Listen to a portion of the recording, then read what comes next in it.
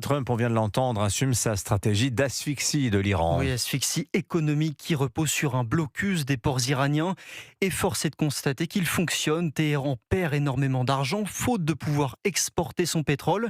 Et conséquence, les stocks débordent, Wilfried de Villers. Oui, avant le début du conflit, 90% des exportations iraniennes transitaient par le détroit d'Ormuz au départ de l'île stratégique de Karg, précisément là où se trouve la principale zone de stockage du pétrole iranien.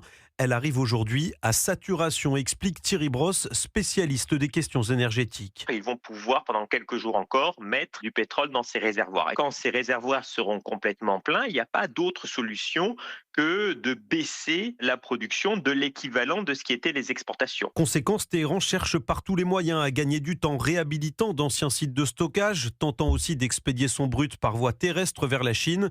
Mais le pays pourrait devoir mettre à l'arrêt certains de ses puits de pétrole, manœuvre hautement périlleuse. Vous pouvez avoir de l'eau qui rentre dans votre réservoir, de la pression qui augmente dans le puits. Quand vous l'avez arrêté, vous n'êtes plus capable de savoir comment l'état du puits va évoluer. Et c'est ça la grande difficulté. Signe supplémentaire de la pression exercée sur l'Iran, le régime aurait proposé aux États-Unis un accord centré uniquement sur le déblocage du détroit d'Ormuz, reléguant la question du nucléaire à plus tard. Explication Wilfried de Villers pour Europe 1.